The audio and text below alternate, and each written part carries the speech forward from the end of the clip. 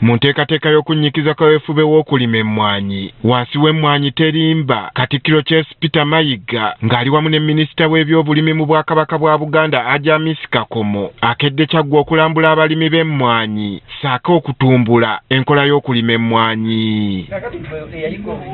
Katikkiro atandise na kusomesa bantu okwettanira ennima ennungi nga bwe banaasobola okuganyulwa mu bye bakola.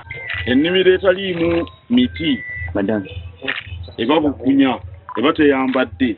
Emmwanyi ejja kubeera kwetya ebbeeyi erinnya n'egwa.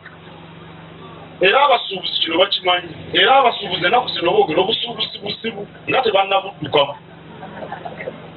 Awo nno temuva ku mmwanyi lwa bbeeyi. Bannakyaggwe abawanjagidde okukozesa omukisa gwe balina ogw'ekitundu kyabwe we kisangibwa baganyulwe mu butale obubeetoolodde. Bw'oliraana ekibuga oba weebunguluddwa mikisa olw'akatale akagazi, ekibuga kitegeeza bantu.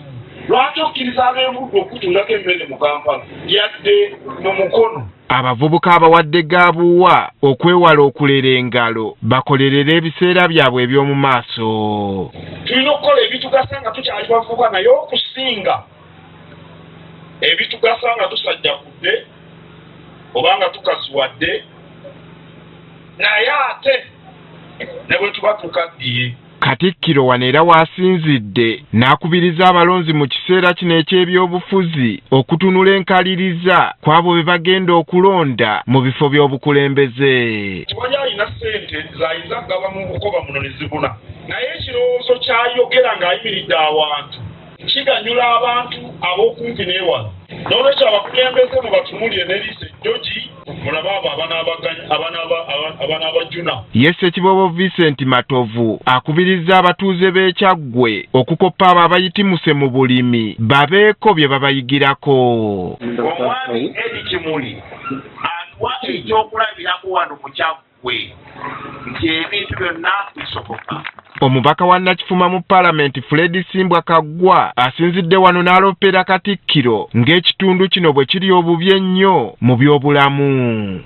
Tubadde tusaba ng'eri bw'eremereddwa gavumenti eya wakati ssebo w'ekitiibwa webabaayo omukisa gwonna ku malwaliro genda bagoga aga Buganda Nakifuma ebeere yakumwanjo kubanga abantu bano bali bubi. Kimuli Edi nga mulimi ku kyalo Ddiikwe atenderezza omulanga gwa Katikkiro gwazze abakubiriza bulijjo okwettanira okulima emmwanyi nga ye kye kyamuviirako obuteemalira ku kulima ebyo byokka bye yali alima nga kati aweza yiika z'emmwanyi eziri mu 25. Mwebale nnyo okutugumya n'okutusomesa okutugumya ku miwendo egika olumu ne girinnya.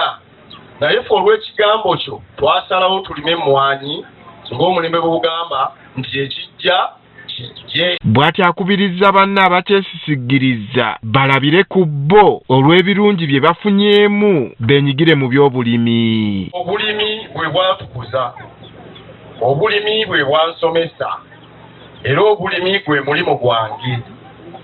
Buli naguyiga buyizi ku masomero naye ogw'ewaka era gwa nkizo. Katikkiro ebyalo byalambudde mu ssaza lino mulimu Makukuba, Nyiize, Neekooyedde, Ndwadde Mutwe, Ddiikwe n'ebirala bingi ebisangibwa e Nakifuma mu Kyaggwe.